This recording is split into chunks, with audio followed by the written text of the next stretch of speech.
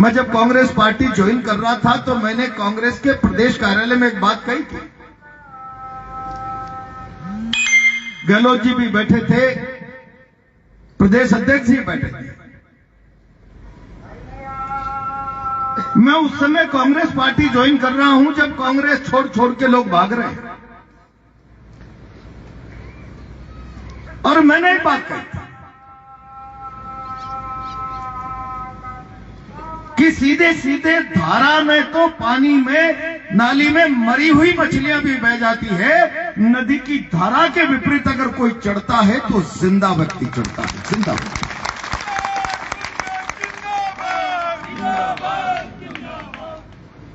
हार जीत कोई मायना नहीं रखता। मैं इसलिए भारतीय जनता पार्टी छोड़कर आया हूं। मैं मन से विचार से जिंदा हूं, मन से विचार से मरा हुआ नहीं हूं। जिस प्रकार की व्यवस्थाएं भारतीय जनता पार्टी में कायम हो गई, मैं उसके खिलाफ पूरी ताकत से मुखर होकर ठोकर मार के बाहर आया हूं। किसी ने मुझे निकाला नहीं। मुझे कई लोग कहते हैं प्रहलाद गुंजल क्यों छोड़ा पार्टी, रीति नीति सिद्धांत। मैं कहता हूं, मैं जब भारतीय जनता पार्टी का हिस्सा था, मंडी के लोगों ने तो मुझे बड़ा प्यार दे दिया। इतना ज्यादा प्यार नहीं देते तो मैं पार्लियामेंट का हिस्सा होता, पार्लियामेंट का हिस्सा। लेकिन मैं कहता हूं लोगों से, मैं जब भारतीय जनता पार्टी का 2 रुपए का मेंबर बना था, तब भारतीय जनता पार्टी में ईमानदारी से नारा लगाया जाता था, व्यक्ति से बड़ा समाज, व्यक्ति से बड़ा दल, दल से बड़ा राष्ट्र। और इसीलिए हमने विचार करके, व्यक्ति से बड़ी पार्टी है, व्यक्ति से बड़ा समाज का महत्व है, व्यक्ति से बड़ा और समाज से बड़ा राष्ट्र का महत्व है। जिस पार्टी के एजेंडे में है, मैं उस दल का हिस्सा बनूंगा। मैं राजनीति में समाज की सेवा के भाव से आया हूं, और इसलिए मेरे लिए मेरे व्यक्तिगत जीवन से ज्यादा समाज की खुशहाली, समाज का वैभव और समाज की सेवा महत्वपूर्ण है। ये भारतीय जनता पार्टी का एजेंडा है, या व्यक्ति गौण है, समाज और राष्ट्र प्राथमिकता के आधार पर है। मैं पूरे राजस्थान में जहां भी जाता हूं, घूम घूम कर कहता हूं, चुनौती पूर्वक कहता हूं, कई बार मीडिया के लोगों से कहता हूं, जरा बताओ भारतीय जनता पार्टी के लोगों, व्यक्ति से बड़ा राष्ट्र समाज और समाज से बड़ा राष्ट्र। मैंने मेरे 40 साल के राजनीतिक जीवन में जितनी व्यक्ति की पूजा भारतीय जनता पार्टी में पिछले 1 दशक में देखी है, हिंदुस्तान की राजनीति में मैंने 40 सालों में नहीं देखी। और उसका परिणाम क्या हुआ? व्यक्ति की पूजा को इस चरम पर भारतीय जनता पार्टी ने पहुंचा दिया। दल भी गौण हो गया, व्यक्ति भी गौण हो गया, राष्ट्र भी गौण हो गया। एक व्यक्ति की ताकत, उसके प्रति समर्पण भारत राष्ट्र में जैसे ऐसा कोई आंदोलन जनमानस में खड़ा हो गया हो, उसने उस व्यक्ति की बुद्धि को ग्रहण लगा दिया। और देश के इस पागलपन और भारतीय जनता पार्टी के इस उतावले मूर्खतापूर्ण प्रचार के कारण एक व्यक्ति कहता है, नहीं नहीं, कभी कभी मुझे लगता है मैं मां के पेट से पैदा ही नहीं हुआ, मैं तो भगवान राम और कृष्ण की तरह नॉन बायोलॉजिकल हूं। सनातन की परंपराओं की चर्चा करने वाले लोगों, मैं बहुत जिम्मेदारी से कहना चाहता हूं, हमारे यहां कृष्ण के समय पांडुरंग कृष्ण, श्री कृष्ण ने ये दावा किया था, श्री कृष्ण तो मैं हूं असली। उसका क्या हाल हुआ था? और आज एक व्यक्ति महिमा मंडन से भौराकर, महिमा मंडन से आत्म प्रशंसा में इतना आगे, वो कहते हैं मैं नॉन बायोलॉजिकल हूं, मां के पेट से पैदा नहीं हुआ। कहां ले जाना चाहते हैं भारत की राजनीति?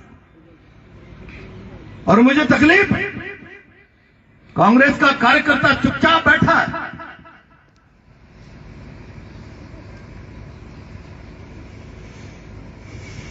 बहुत जोर से बोलते हैं क्या किया नेहरू ने, मैंने ही किया जो कुछ किया। कोई भारतीय जनता पार्टी का विचार का व्यक्ति यहां खड़ा है, मीडिया का व्यक्ति, मेरा संदेश जरा वहां तक पहुंचाने का प्रयास करें। आजकल तो सोशल मीडिया का जमाना है। ये प्रहलाद गुंजल के इस भाषण को जरा रामगंज मंडी के लोगों तक पहुंचाने की चेष्टा करना।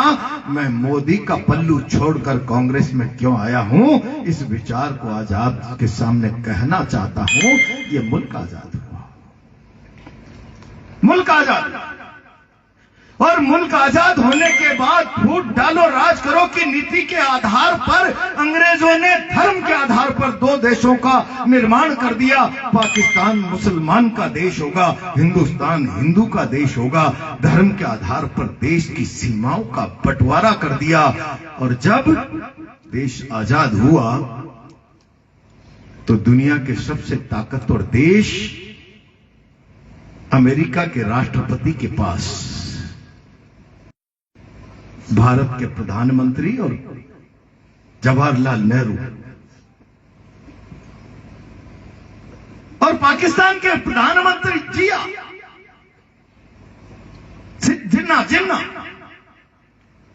दोनों अमेरिका के राष्ट्रपति के पास बारी बारी से जाते हैं और अमेरिका का राष्ट्रपति सवाल करता है, भारत की लंबी गुलामी के बाद आजादी से भारत को समृद्ध और शक्तिशाली बनाने के लिए हमारा राष्ट्र आपको किस प्रकार का सहयोग कर सकता है।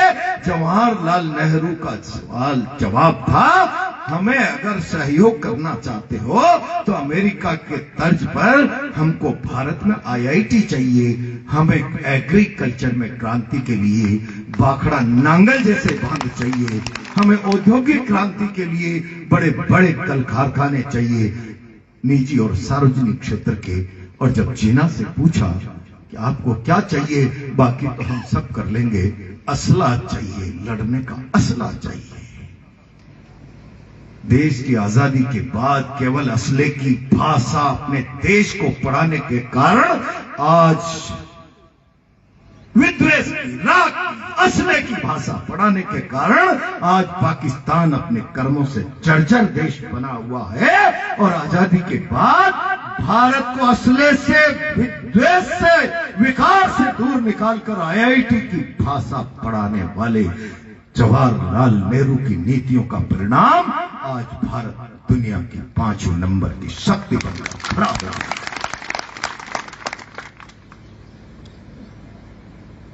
का संविधान को संशोधन करके कुछ चीजें बाद में दौड़ी गई। समाजवाद और धर्मनिरपेक्ष, मैं सवाल खड़ा करना था, ये कांग्रेस के लोगों को, मैं राजनीति में हूं कि मैं एक विचार को जीता हूं, जो विचार सदैव ही इस मुल्क की वैभूति की कल्पना करता है, उसके बारे में सोचता है, उसकी ताकत की, उसकी मजबूती की रणनीति और योजना पर वो विचार काम करता है, तब कांग्रेस हूं। अगर ये विचार आपके पास नहीं है तो आप कांग्रेस हो ही नहीं सकते। जवाहरलाल नेहरू की नीतियों का परिणाम हुआ, देश सार्वजनिक क्षेत्र के बड़े बड़े वैश्विक प्रोजेक्ट खड़ा कर पाए। औद्योगिक क्रांति आई। कांग्रेस के प्रधानमंत्रियों की रीति नीति के कारण कभी अमेरिका से मोटा अनाज उधार लेके खाया करते थे, आज हम दुनिया को अनाज सप्लाई करने की स्थिति में आ गए। ये परिस्थितियां कोई नॉन बायोलॉजिकल प्रधानमंत्री के आने के बाद पैदा नहीं हुई। नॉन बायोलॉजिकल प्रधानमंत्री के आने के बाद जो परिस्थितियां पैदा हुई, मैं मेरे सामने अगर समाज का कोई बुद्धिजीवी तबका बैठा हुआ है और मेरी बात दूर तक जहां तक जा रही है उसको पहुंचाया जाए। जिन्होंने पाकिस्तान को आजादी के बाद सांप्रदायिक विद्वेष की भाषा सिखाई, आपस में भाई भाई को लड़ाने की, बंटवारे की भाषा सिखाई, उसका परिणाम पाकिस्तान जर्जर हुआ।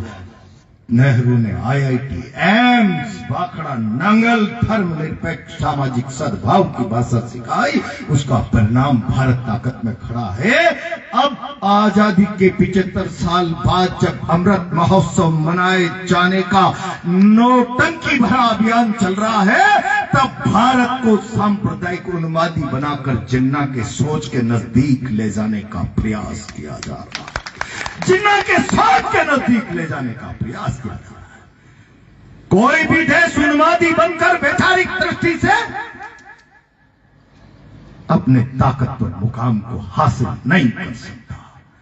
और इसीलिए मैं भारतीय जनता पार्टी में रहते हुए भी मोदी शाह की नीतियों का आलोचक बनकर हमेशा कहता रहा, ये विचार कर लेना, हो सकता है कभी मुझे भारतीय जनता पार्टी मेरे इस दृढ़ विचार के कारण छोड़नी पड़ जाए, लेकिन जिन नीतियों और रास्तों पर मोदी शाह भारत को लेकर जा रहे हैं, वो रास्ता भारत का रास्ता नहीं है। उस रास्ते पर जाते जाते अंतिम परिणाम में चाहे मोदी 15 साल प्रधानमंत्री रहे, चाहे 20 साल प्रधानमंत्री रहे, नतीजे में भारत हारेगा, नतीजे में भारत हारेगा। मोदी चाहे जीते, परिणाम में भारत हारेगा। और आज उस दिशा में भारत बढ़ने लगा। भारत में उन्माद की स्थिति केवल शहरों में, गांव में नहीं, उन्माद की स्थिति आज स्कूलों के बच्चों में पैदा हो गई। उनमें कट्टरता के भाव आ रहे हैं, उनमें द्वेषता के भाव आ रहे हैं। बच्चों के मन में अगर ये बीज अगर आपने बो दिया तो फिर भारत कहां जाएगा, ये चिंता आज कांग्रेस और पूरे देश को सता रही है। मोदी जी, आप कहां ले जाना चाहते हैं, कहां ले जाना चाहते हैं?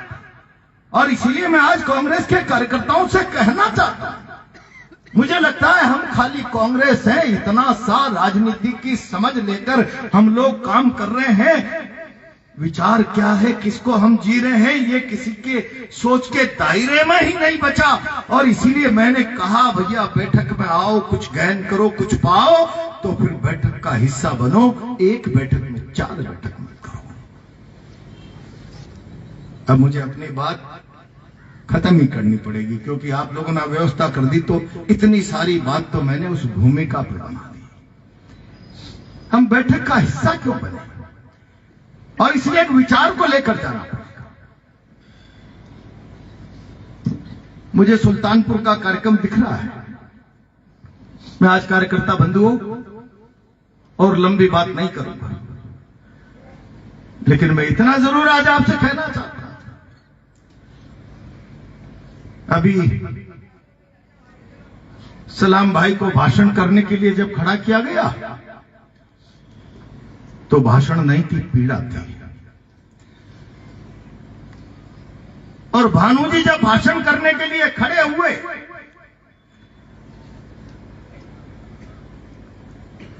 तो किसी का कहा हुआ असत्य वाचन उन्होंने कर दिया। यहां जितना कांग्रेस का कार्यकर्ता बैठा है, मैं राजनीति में उस विचार को जीता रहा हूं जब से विद्यार्थी राजनीति में आया हूं। मैंने कभी अपने जीवन के सिद्धांतों से समझौता नहीं किया, चाहे मेरी राजनीति खूंटी पर टकने की नौबत आ जाए। मैंने अपने जीवन मूल्यों से, अपने काम से, अपनी रीति नीति से कभी समझौता नहीं किया। क्या कोई कांग्रेस का कार्यकर्ता कह सकता, प्रहलाद गुंजल जब यहां सत्ता पक्ष का 2003 से 8 का विधायक था, एक व्यक्ति को प्रहलाद गुंजल ने राजनीतिक दुर्भावना के आधार पर पीड़ित प्रताड़ित किया? कोई व्यक्ति नहीं कह सकता। आज तो मुझे कुछ कार्यकर्ता कह रहे थे, प्रहलाद गुंजल यहां तहसील थानों में बिना पैसे कोई काम होता नहीं, अब तो गुंडागिर्दी की पराकाष्ठा इतनी हो गई है, अब केवल चलते हुए लोगों को रास्ते में रोक रोक कर जेबों की तलाशी करके पैसा निकालना बचा है, बाकी सारी दादागिरी यहां पर पुलिस की हो रही। बताओ, प्रहलाद गुंजल जब एमएलए था तो साधारण सड़क पर चलता हुआ मजदूर इलाके का व्यक्ति इस आत्मविश्वास के साथ जीता था कि अगर मुझे प्रशासन की व्यवस्था का कोई व्यक्ति पीड़ित प्रताड़ित करेगा तो मेरी पैरोकारी करने के लिए मेरा विधायक बैठा हुआ है।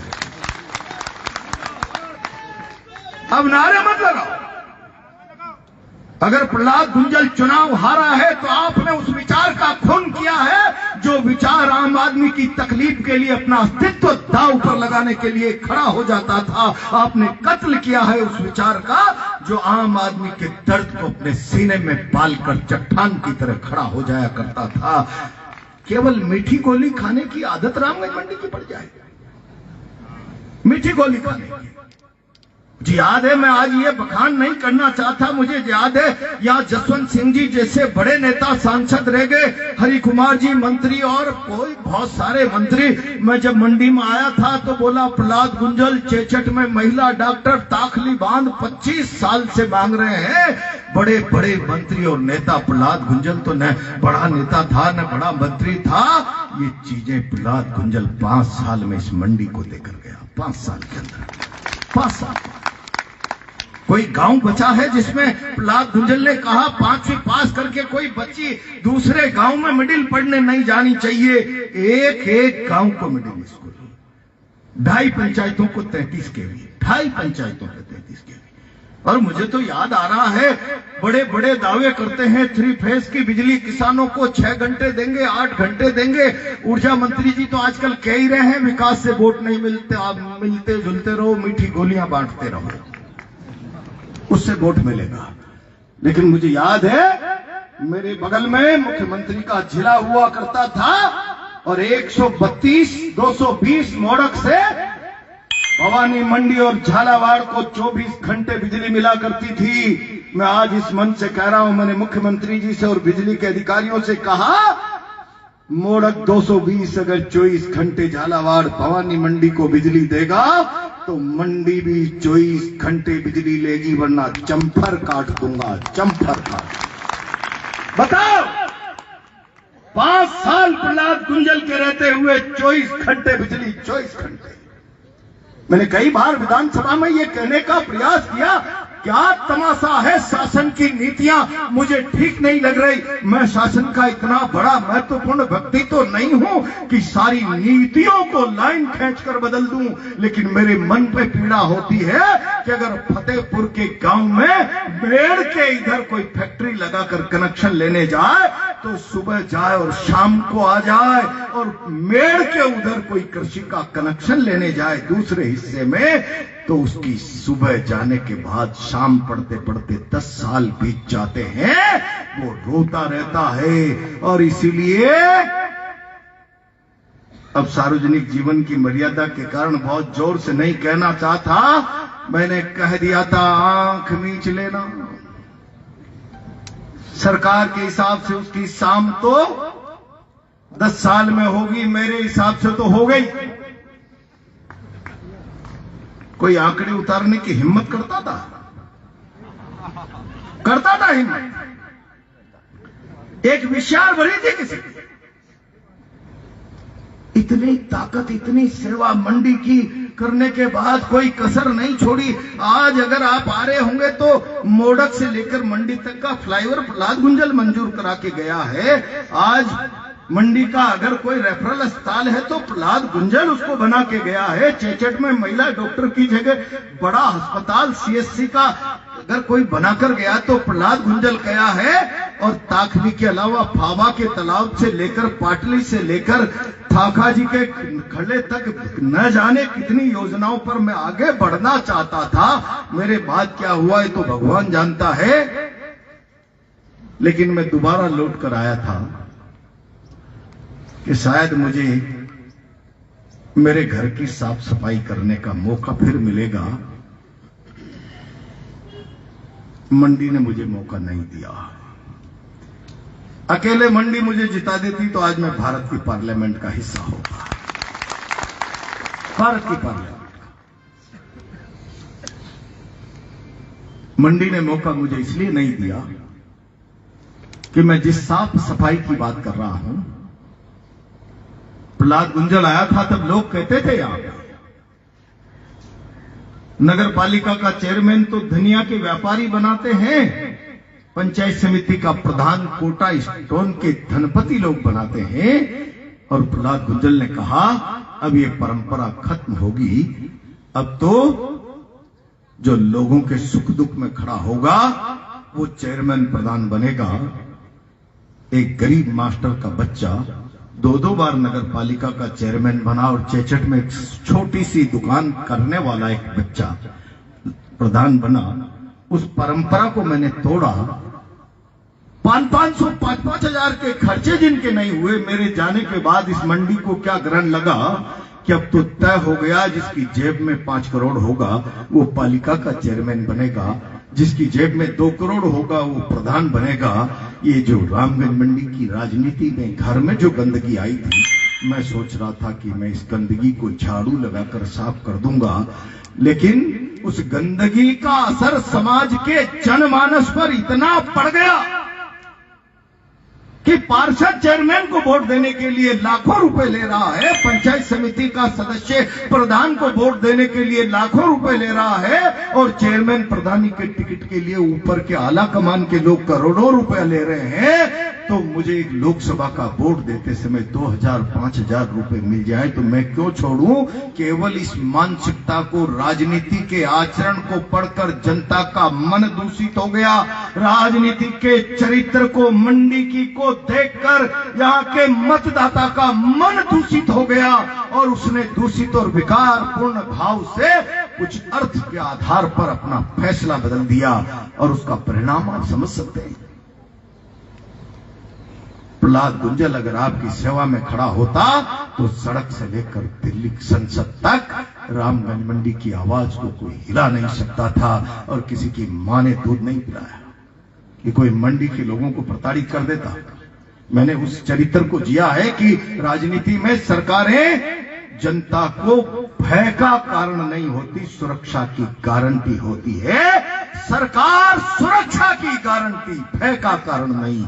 और आज राजनीति में सरकारें भय का कारण इसलिए बन गई, कामचोर निकम्मे लोग जब राजनीति में मुकाम हासिल करेंगे, बेईमान और भ्रष्ट लोग जब राजनीति में मुकाम हासिल करेंगे, जनता से जिनका रिश्ता और सरोकार नहीं होगा, हमेशा जनता से डरते रहेंगे, और जनता से डर उनको दीवार के रूप में पुलिस ही बचाती है। प्रशासन की दीवार जनता के और खुद के बीच में रखेंगे, और जब पुलिस दीवार बनती है शासन को बचाने के लिए, शासन के बेईमानों को बचाने के लिए, तो सामने वालों पर पुलिस का जुल्मी डंडा चलता है, और सामने कोई और नहीं होता, वो भारत का भाग्य विधाता होता है, आम मतदाता होता है, आम और आवाम होता है। और मंडी में ये परिस्थिति अगर आज पैदा हो गई तो जरा मैं एक टोरा कर लूं। अभी अभी कांग्रेस में नया हूं, कांग्रेस के कुछ लोगों के चरित्र को, आया राम गया राम को मैं समझ नहीं पा रहा हूं। जरा एक बार मुट्ठी बंद करके प्रहलाद गुंजल एक बार दौरा कर ले, और फिर मैं चुनौती पूर्वक कह रहा हूं, कितनी सी औकात थानेदार की, कितनी सी औकात डिप्टी की, मैं नानियां दिला दूंगा कांग्रेस के लोगों पर अत्याचार करने वालों को, नानी याद दिला दूंगा, नानी। अभी मैं भी देख रहा हूं कि कांग्रेस की ताकत मेरी ताकत कैसे बनती है, और जिस रोज मेरा दौरा एक एक गांव का करा दीजिए, जिस रोज मेरे को ये भरोसा हो गया, अब मेरे को बीजेपी से आने के बाद कांग्रेस ने इस रूप में अंगीकार कर लिया, कांग्रेस के कार्यकर्ता की ताकत, आवाज प्रहलाद गुंजल की ताकत और आवाज है, चट्टान से टकराएंगे, किसकी मां ने दूध पिलाया है, चाहे लाशें बिछाएगी, जो छेड़ेगा उसकी ईंट से ईंट बजा देंगे। इस आत्मविश्वास के साथ कार्यकर्ता आज यहां से जाए, चूंकि मुझे सुल्तानपुर पहुंचना है, इतना ही आह्वान करते हुए मैं आ रहा हूं। गांव गांव में जगा दो जनमत, कांग्रेस के विचार को, चिंतन को ताकत दो। प्रहलाद गुंजल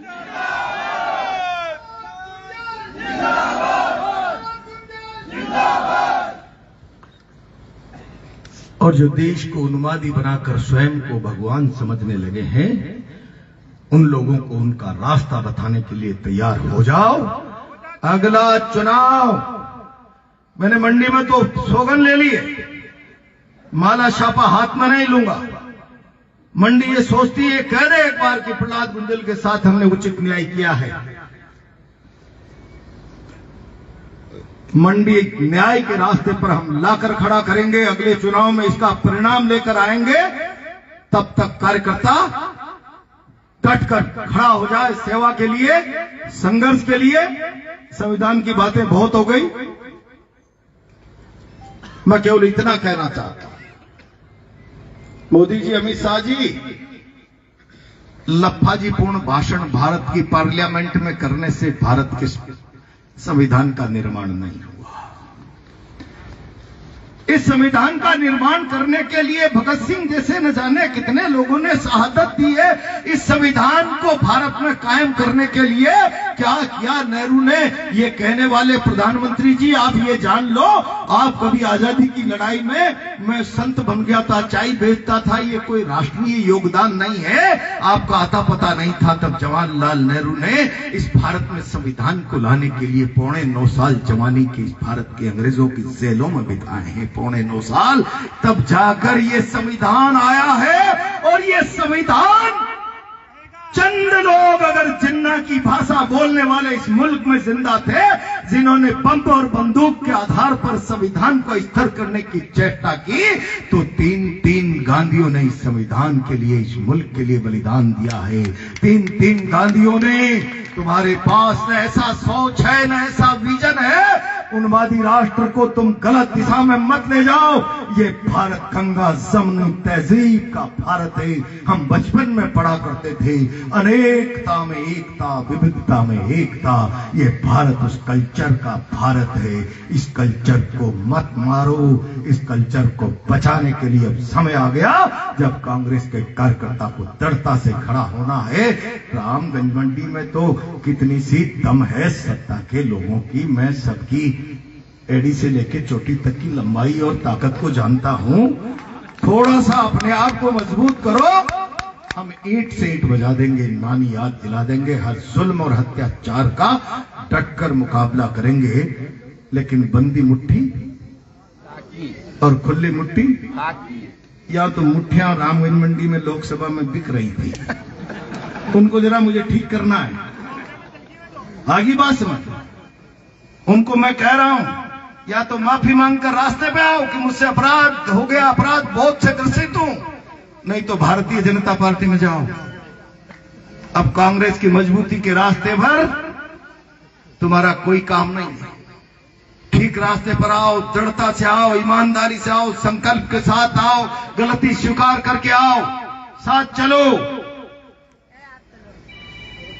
इतना ही आज कार्यकर्ताओं को आह्वान करते हुए डट जाए मैदान में। मेरे दौरे का कार्यक्रम बना डालो, एक बार गांव तक जरा कांग्रेस को और गांव को भी मैं देख लूं कि मुझे हराकर रामगंज मंडी प्रसन्न है या थोड़ा आत्मग्लानि में चल रही है। एक गांव तक जरा मैं जाया हूं, उसके बाद देख लेंगे, लड़ लेंगे। यार क्या दिलावर जी और क्या बिरला जी, लाशें बिछ जाए तो प्रहलाद गुंजल पीछे नहीं हटे। भरोसा तुम्हारा मजबूत होना चाहिए। बस इतनी बात कहते हुए अपनी बात को विराम देता हूं। बहुत बहुत धन्यवाद।